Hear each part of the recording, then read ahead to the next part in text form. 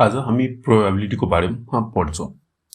प्रोबेबिलिटीमा पनि यो एडिसन र मल्टिप्लिकेसन रुल कति बेला युज हुन्छ र मल्टिप्लिकेसन रुल कति बेला हामी युज गर्छौं भन्ने चीज हामी आज प्रोबेबिलिटीमा भेट्छौं। धेरै जसो ठाउँमा यो कन्फ्युजन हुन्छ कि एडिसन रुल कहाँ युज गर्ने र मल्टिप्लिकेसन रुल कहाँ युज गर्ने भन्ने थाहा हुँदैन। त्यही भएर आज हामी यसको बारेमा स्टडी गर्छौं।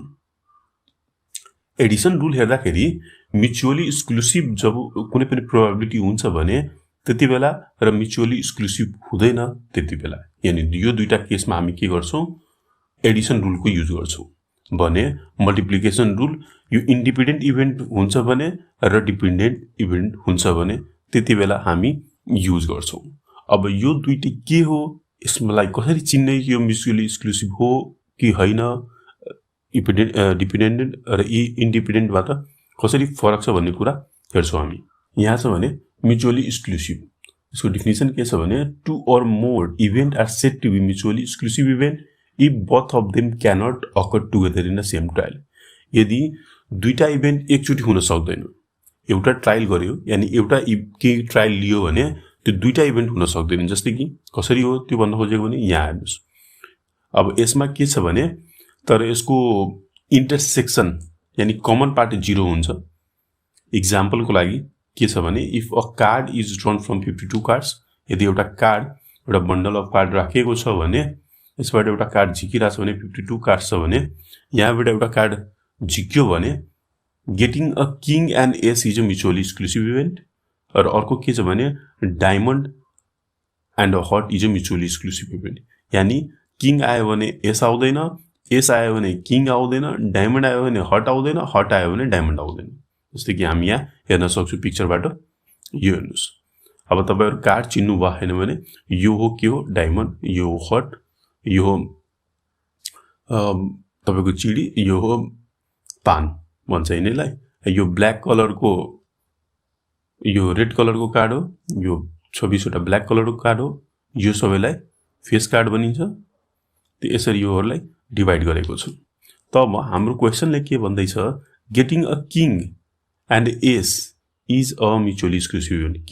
किनभने यो बन्डल अफ कार्डबाट एउटा बन्डल अफ कार्ड राखिरहेछ भने त्यहाँबाट एउटा कार्ड झिक्यो भने त बढीमा के हुन सक्छ, या त एस हुन सक्छ या त के हुन सक्छ, किङ हुन सक्छ।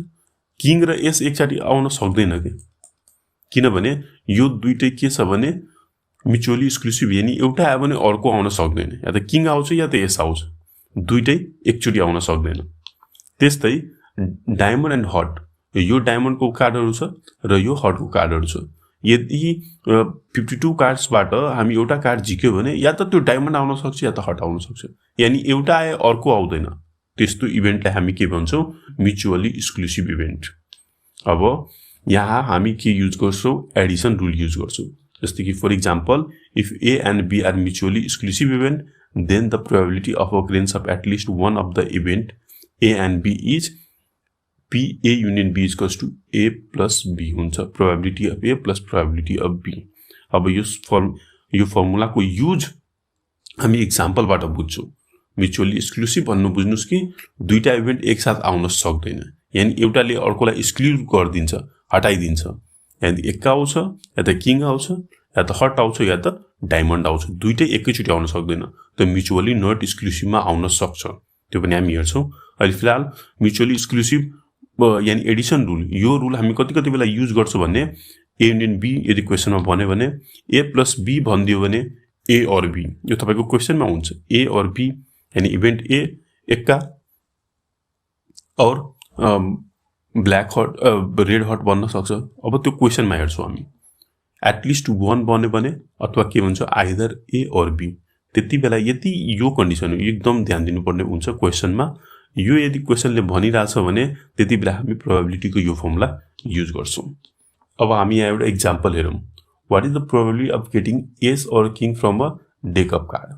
अब यहाँ एउटा डेक अफ कार्डमा हेर्नुस् त के हुन्छ, यो के छ, यो सबै एका छ हैन, यो एकाको पार्ट हो हैन, यति और किङ भन्दैछ, और को युज गर्दैछ क्वेशनले।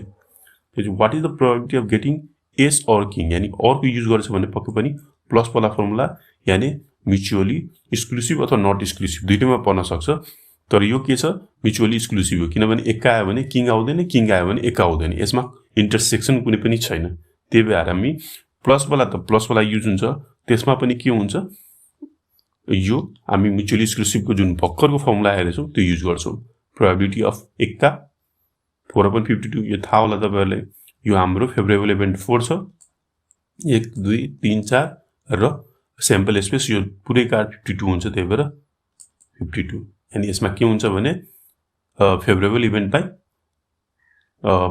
स्याम्पल स्पेस हुन्छ त्यस्तै प्रोबेबिलिटी अफ किङ पनि त्यही हुन्छ किनभने यो पनि 4 वटा छ र यो टोटल कार्ड 52 छ त्यस भएर हामी probability of A union B अनि एक्का र किङ को युनियन गर्छौं भने probability of A plus probability of K यो हामी एडिसन गर्छौं अब यसरी एडिसन गर्यो भने तपाईको के आयो 8/52 यो तपाईको के भइगयो यो आन्सर भयो ठीक छ प्रोबेबिलिटी अफ गेटिङ एक्का और किङ भन्यो भने यसरी हामी निकाल्छौं ठीक छ अब हामी के गर्छौं भने यो हेरिसक्यो अब यो हेर्छौं ठीक छ यसमा के छ भने यसको definition two events are said to be mutually not exclusive if both of them can occur in the same trial अब त्यो क्यानट अकर यो के छ both of them can occur यो एउटै ट्रायलमा दुईटै आउन सक्छ अब तपाई सोच्नुहुन्छ कसरी हेर्नुस् त एउटा कार्डबाट यदि face card and a red card possible छ किङ अ डायमन्ड पोसिबल छ किनभने हेर्नुस् यहाँ फेस कार्ड यो सबै हो ठीक छ र के भन्दैछ एन्ड अ रेड कार्ड यो सबै हो त आउन सक्यो कि सकेन यो पार्ट हेर्नुस् त यो पार्ट के भयो कमन भयो कि भएन त्यही भएर यसमा के भयो एउटै ट्रायलमा दुईटै आउन सक्यो फेस र रेड भने पनि यो 6 वटा मध्ये कुनै आइदियो भने फेस र रेड हाम्रो यो ट्रायल सक्सेस हुन्छ and getting a king and a diamond king र डायमन्ड किङ हेर्नुस् त किङ यो सबै हो यो सब किङ हो अ डायमन्ड कुन हो यो सबै डायमन्ड भन्नुको अर्थ यो आयो भने हाम्रो के हुन्छ यो ट्रायल पुरा हुन्छ यानी यसको मतलब यो प्रोबेबिलिटीले भनेको चीज हाम्रो यदि यो सबै मध्ये पनि यो मध्ये आयो भने पनि फेस र के रेड कार्ड आयो र यो तलको आइदियो भने हाम्रो के हुन्छ सेकेन्ड कन्डिसन फुलफिल यानी किङ पनि आयो डायमन्ड पनि आयो यानी डायमन्डको किङ यस्तोलाई के भन्छ म्युचुअली नट एक्सक्लुसिभ अब हामी के गर्छौं भने यससँग जोडिएको फर्मुला जुन चाहिँ एडिसनल रुल यसमा पनि लागू हुन्छ यसमा के हुन्छ इन्टरसेक्सनको पार्ट माइनस हुन्छ probability A plus probability minus intersection B यसमा खाली के हुन्छ मैले अहिले भर्खरै भने यो चाहिँ पहिलो कन्डिसन हेर्यो भने यो जम्मै फेस कार्ड र यो जम्मै रेड कार्ड त यो के भयो भने यो पार्ट त कमन आयो नि त दुईटैमा यो पार्ट के भयो यो 6 वटा के छ चारैतिर कमन छ यो मतलब दुवैतिर कमन छ भने यो पार्टलाई यसबाट पनि यही जो आयो योबाट पनि यही आयो त्यही भएर एउटा योलाई इन्टरसेक्सनको पार्टलाई यो कमन पार्टलाई के गर्छौं हामी माइनस गर्छौं म्युचुअली नट एक्सक्लुसिभमा अनि त्यही भएर यो यसको formula probability A plus probability B minus intersection B जहिले पनि क्वेशनले अरको साथ क्वेशन गर्यो र साथसाथै त्यसमा यदि दुईटा चीज म्याच गरिरहेछ भने इन्टरसेक्सन भइरहेछ भने म्युचुअली नट एक्सक्लुसिभ छ भने हामी त्यति बेला माइनस पनि राख्दिन्छौं अब योसँग जोडेर अझै पनि प्र्याक्टिस गर्छौं क्वेशनहरु ताकि हामी अझै क्लियर हुन्छौं अब के छ भने एउटा एक्जाम्पल हेरौं probability of getting a face card और हेर्नुस् यहाँ क्वेशनमै और राख्दिन्छ है और अ रेड कार्ड यसको मतलब के छ एडिसन रिलिजन छ अब एडिसनमा अब म्युचुअली एक्सक्लुसिभ युज गर्ने कि नट एक्सक्लुसिभ त्यो चाहिँ हामीले यसको इन्टरसेक्सन छ कि छैन भन्ने कुराबाट थाहा भइहाल्छ जस्तै कि हामी face card and red card त फेस कार्ड यो सबै हो हैन यो सब फेस कार्ड हो रेड कार्ड यो सबै हो हेर्नुस् त के कमन पर्यो यो पार्ट कमन पर्यो हैन इन्टरसेक्सन यानी 6/52 कमन पर्यो त यस्तै हामी निकाल्छौं अब हेर्छौं solution probability of face card 12 वटा छ 3 6 9 12 ओपन स्याम्पल स्पेस 52 त्यसपछि रेड कार्ड यो कतिवटा छ 26 वटा छ 52 त्यसपछि अब हाम्रो जुन प्रोबेबिलिटी को फर्मुला छ अब probability of f plus probability of r minus f intersection r अब कमन पार्टलाई हामी घटाउँछौं यो इन्टरसेक्सनको भनेको कति हो त 6 हो छैन यो स्याम्पल स्पेस 52 यो पनि के हुन्छ p f intersection r is equals to के लेख्न सक्छौं हामी 6/52 किनभने यो 6 वटा छ र सिम्पल स्पेस 52 छ त्यही भएर यो किसिमले हामी यसलाई घटाउँछौं ठीक छ अब एउटा कमन लिए 12 + 26 माइनस अनि यो चाहिँ के आउँछ 8/13। यसरी तपाईं यो क्वेशनलाई सल्भ गर्न सक्नुहुन्छ। होप सो तपाईहरु म्युचुअली एक्सक्लुसिभ र म्युचुअली नट एक्सक्लुसिभ बुझ्नुभयो होला। अब के छ यो दुईटै बुझिसकेपछि जुन चाहिँ एडिसन रुल युज हुन्छ, अब यो दुईटैमा हामी के गर्छौं मल्टिप्लिकेसन रुल युज गर्छौं। धेरै जसो ठाउँमा हामी कन्फ्युज हुन्छौं कि कुन ठाउँमा मल्टिप्लाई गर्ने कुन ठाउँमा एड गर्ने, त हामी क्वेशन हेरिसक्यौं। अब यो नेक्स्ट इन्डिपेन्डेन्ट र डिपेन्डेन्ट एकैसाथ पढ्छौं ताकि किनभने यो एक जस्तै छ। फर एक्जाम्पल अब हामी एउटा दुईटा केसलाई कम्पेयर गर्छौं, जस्तै कि एउटा ब्याग छ, ब्यागमा 5 वटा रेड 7 वटा ग्रीन एन्ड 4 वटा ब्लू आइडेन्टिकल बलहरु छन्। अब यो बलहरु 5 वटा रेड 7 वटा ग्रीन र 4 वटा आइडेन्टिकल ब्लूमा पहिलो कन्डिसन तपाईसँग के छ भने कि विथ डिस्प्लेसमेन्ट, यानी एउटा ब्यागबाट what is the probability that the ball is red. अब एउटा ब्यागमा जुन बलहरु छ, एउटा ब्यागमा जुन बल छ 5 वटा रेड 7 वटा ग्रीन र 4 वटा ब्लू, अब यो ब्यागबाट विथआउट रिप्लेसमेन्ट विथ रिप्लेसमेन्ट यानी बल निकालेर राख्दिनु छ। What is the probability that the first ball is red. अब फर्स्ट बल रेड हुने प्रोबेबिलिटी कति होला त?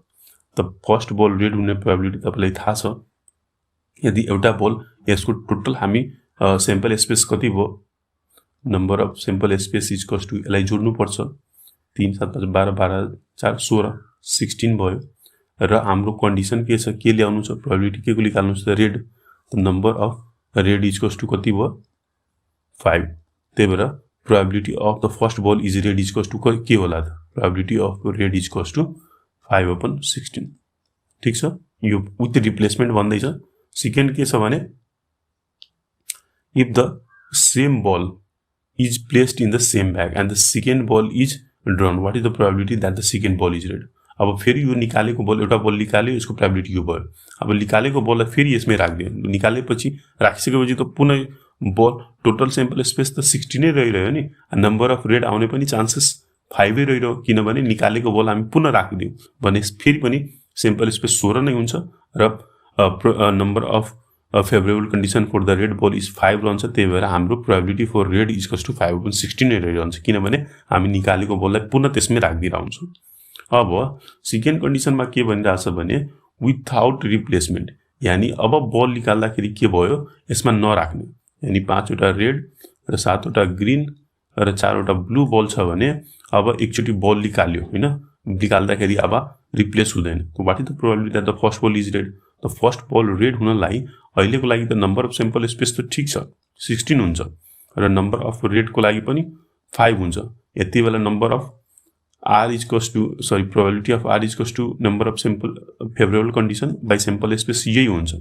ठीक छ, तर फर्स्ट बल विथआउट। अब सेकेन्ड कन्डिसनमा के भनिन्छ, if the same ball is not placed in the same bag, यदि त्यो बललाई फेरि त्यो ब्यागमा राखिएन भने अब के होला, and the second ball is drawn, what is the probability that the second ball is red. अब राखिएन भने यहाँ के हुन्छ, नम्बर अफ सैंपल स्पेस, अब एउटा बल त निकालिसक्यो हामी, मानौं रेड आयो भने अब रेड त कतिवटा बच्यो 4 वटा र टोटल सैंपल स्पेस कति बच्यो त, अब त 16 बाट 1 घट्छ नि त, एउटा निकालिसक्यो भने त 15, रेड को चान्सेस आउने 4 भइगयो, सैंपल स्पेस 15 भयो। अब यति बेला probability of red is equals to कति भइहाल्छ त 4/15, यानी के भयो, यो एकअर्कासँग घटिरहेछ। अब यो के भयो भने यो चीज त बुझ्नुभयो। अब यसलाई एउटा फर्स्ट कन्डिसन विथ रिप्लेसमेन्ट र सेकेन्ड कन्डिसन विथआउट रिप्लेसमेन्ट को मैले यहाँ डाटा तपाईहरुले राखिदिरा छु। रेड कन्डिसन सुरुमा 5 भयो हैन, प्रोबेबिलिटी के भयो 5/16। ठीक छ, now there are 15 ball in the bags, the first ball is replaced, राखिदियो फेरि, सो देयर आर 16 भयो, फेरि एकचोटी निकाल्यो 15 भयो। अब फेरि के गर्यो, रिप्लेसमेन्ट को कन्डिसन भन्दैछ विथ रिप्लेसमेन्ट, यानी हामी के भन्छौं, निकालेको बललाई पुनः राखिदिन्छौं भने फेरि पनि प्रोबेबिलिटी के हुन्छ, the probability of the second ball red is equals to फेरि 5/16 नै हुन्छ, किनभने निकालेको बललाई के गर्दै हामी ब्यागमा राख्दियौ। अब सेकेन्ड कन्डिसनमा के भनिरहेछ, नम्बर अफ रेड बल 5 भयो र पहिलो कन्डिसनमा त प्रोबेबिलिटी सेम हुन्छ, किनभने त्यति बेला 5 वटा रेड र 16 वटा अल टुगेदर बल छ। तर सेकेन्ड कन्डिसनमा के भनिरहेछ, now there are 15 ball in the bag and the first ball drawn is not replaced, so that there are 15 ball in the bag. अब के भयो, यो सेकेन्ड कन्डिसनमा probability of getting red is equals to 4/15, यानी यो घटेर आयो भने यसको मतलब के भयो, The occurrence of the first event does not affect the occurrence of the second event, so they are called independent. अब पहिलो सेकेन्ड कन्डिसनले पहिलो कन्डिसनले सेकेन्डलाई कुनै पनि असर पारेन, त्यही भएर यसलाई के भन्यो, इन्डिपेन्डेन्ट इभेन्ट भन्यो। र यति बेला यो पहिलोले दोस्रोलाई असर पार्यो, किनभने विथआउट रिप्लेसमेन्ट भन्यो भने अब यति बेला के भयो, यसमा चेन्जेस आयो सेकेन्ड प्रोबेबिलिटीमा, त्यही भएर यसलाई के भन्छ, डिपेन्डेन्ट इभेन्ट। यानी पहिलोमा डिपेन्ड गर्छ भने डिपेन्डेन्ट, र पहिलोमा डिपेन्ड गर्दैन भने त्यसलाई भन्छ इन्डिपेन्डेन्ट। त्यही भएर म तपाईलाई एकै ठाउँमा राखेर यसलाई सो गरे। अब नेक्स्ट हेर्दाखेरि अब यसको बारेमा पढ्छौं। Two or more event are said to be independent when the result of one event does not affect the result of other। यदि एउटा इभेन्टले अर्कोलाई असर गर्दैन भने त्यसलाई के भन्छ, इन्डिपेन्डेन्ट इभेन्ट भन्छौं। अब for example, when a coin tossed twice the result of the first does not affect the result of the second, so they are called independent। जस्तै एउटा कोइनलाई एकचोटी टस गर्यो, हेड आयो मानौं, दोस्रो चोटि टस गर्यो भने जरुरी छैन हेड आओस् अथवा टेल आओस्, फेरि पनि आउन सक्छ, जे पनि आउन सक्छ।